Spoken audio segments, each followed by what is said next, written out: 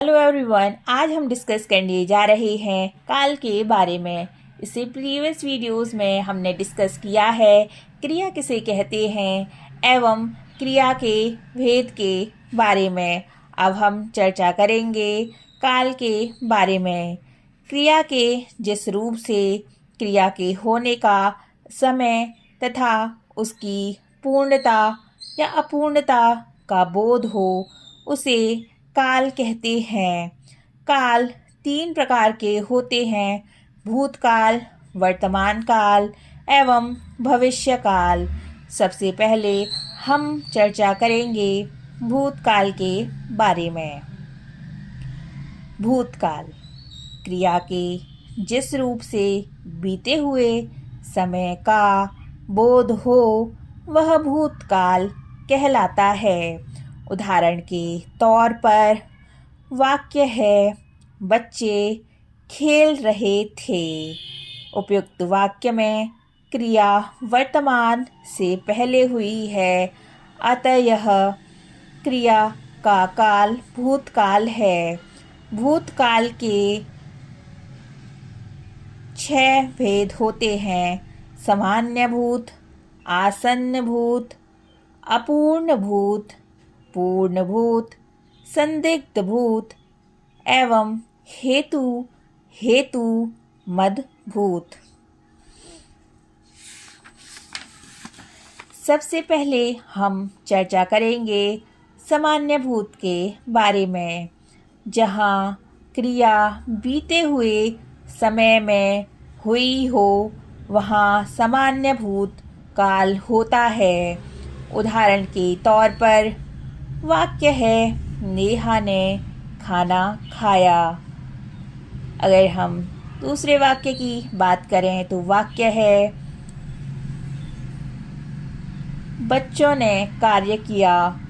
उपयुक्त वाक्यों में खाया तथा किया क्रिया रूप से बीते हुए समय में क्रिया का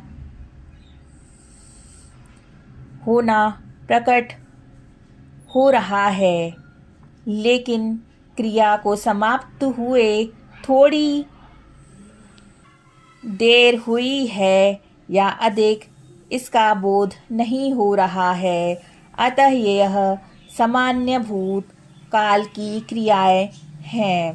अब हम चर्चा करेंगे आसन्न भूत के बारे में। आसन्न का अर्थ होता है समीप। इससे यह पता चलता है कि क्रिया भूतकाल में आरंभ होकर अभी अभी समाप्त हुई है, आसन्न भूतकाल कहलाता है। उदाहरण के लिए वाक्य है, मोहन बाजार गया है। दूसरा वाक्य है, श्याम ने कार्य किया है। उपयुक्त वाक्य में गया है तथा किया है क्रियाएं भूतकाल से आरंभ होकर अभी अभी समाप्त हुई हैं, अतः यह आसन्न भूत के उदाहरण हैं। अब हम चर्चा करेंगे अपूर्ण भूत के बारे में। क्रिया के जिस रूप से यह पता तो चलता है कि क्रिया भूतकाल में हो रही थी, किंतु यह नहीं पता चलता कि कार्य समाप्त हुआ है या नहीं, वह अपूर्ण भूतकाल कहलाता है। उदाहरण के लिए वाक्य है, रमेश पाठ याद कर रहा था। दूसरा वाक्य है, लोग खा रहे थे। उपयुक्त वाक्यों में कर रहा था तथा खा रहे थे ये पता नहीं चलता कि कार्य समाप्त हुआ है या नहीं, अतः ये अपूर्ण भूतकाल का उदाहरण है। अब हम चर्चा करेंगे पूर्ण भूत के बारे में। क्रिया के जिस रूप से यह पता चले कि काम भूतकाल में ही पूरा हो चुका था, वह पूर्ण भूतकाल होता है। उदाहरण के लिए वाक्य है, स्टेशन पर रेलगाड़ी आ गई थी। उपयुक्त वाक्यों में आ गई थी क्रिया से स्पष्ट हो जाता है कि कार्य भूतकाल में पूरा हो चुका था, अतः ये पूर्ण भूतकाल के उदाहरण हैं। अब हम चर्चा करेंगे संदिग्ध भूतकाल के बारे में। बीते हुए समय में जिस काम के होने के बारे में संदेह हो वह संदिग्ध भूतकाल होता है। उदाहरण के लिए वाक्य हैं, नेहा ने निबंध लिखा होगा। दूसरा वाक्य है, उसने पढ़ लिया होगा। उपयुक्त वाक्यों में पढ़ लिया होगा या लिखा होगा से स्पष्ट है कि काम के होने के बारे में अभी संदेह है, अतः यह क्रियाएं संदिग्ध भूतकाल की हैं। अब हम चर्चा करेंगे हेतुमद भूतकाल के बारे में। भूतकाल की एक क्रिया जब दूसरी क्रिया पर आश्रित होती है तो वह हेतुमद भूतकाल होता है। उदाहरण के तौर पर वाक्य है, यदि वर्षा होती तो फसल अच्छी होती। उदाहरण के लिए दूसरा वाक्य है, यदि तुम परिश्रम करते तो ज़रूर सफल होते। उपयुक्त वाक्यों में होती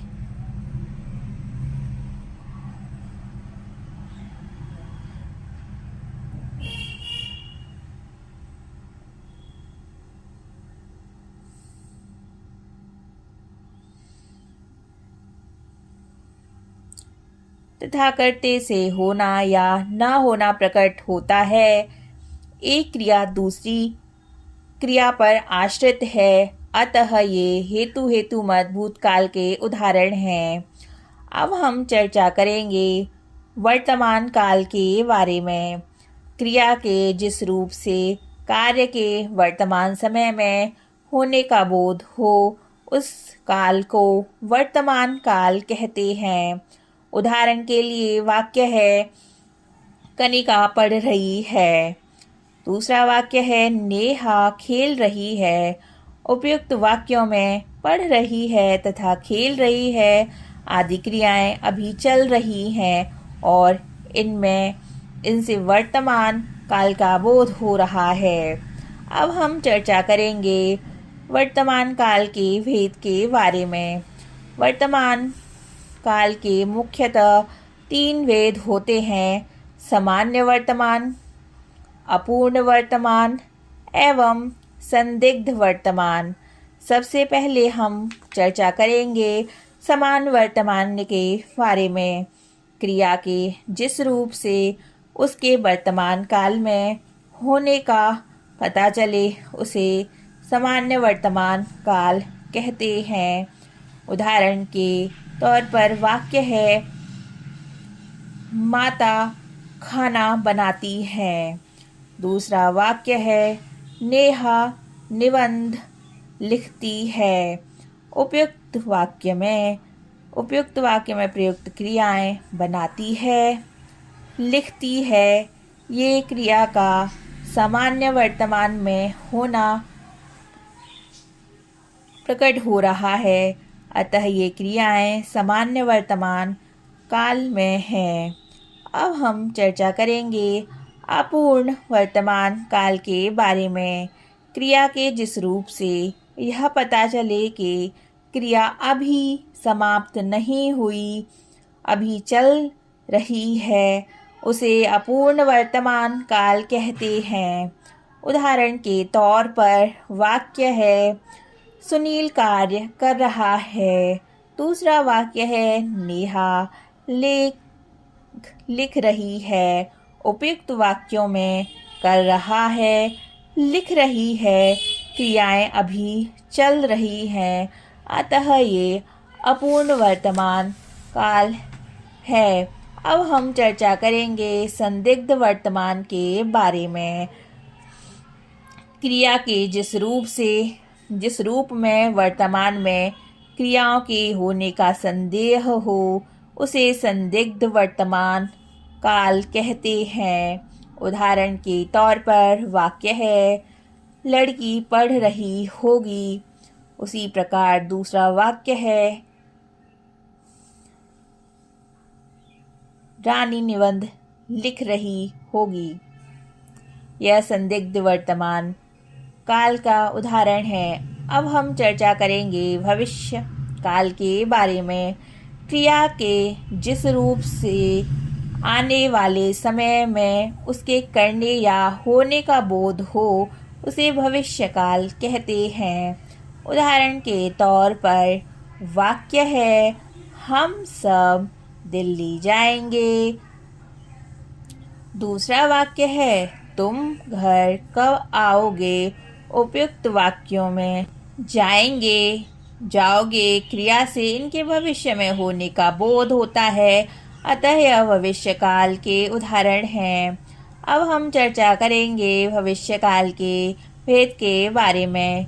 यह मुख्यतः दो प्रकार के हैं, सामान्य भविष्य एवं संभाव्य भविष्य। सबसे पहले हम चर्चा करेंगे सामान्य भविष्य के बारे में। क्रिया के जिस रूप से आने वाले समय में क्रियाओं के होने का बोध हो उसे सामान्य भविष्य काल कहते हैं। उदाहरण के तौर पर वाक्य है, नेहा पाठ पढ़ेगी। दूसरा वाक्य है, हम बाजार से खरीदारी करने जाएंगे। यह सामान्य भविष्य का उदाहरण है। अब हम चर्चा करेंगे संभाव्य भविष्य के बारे में। जहां आने वाले समय में क्रिया के होने या करने की संभावना पाई जाए वहां संभाव्य भविष्य काल होता है। उदाहरण के लिए वाक्य है, शायद कल बारिश होगी।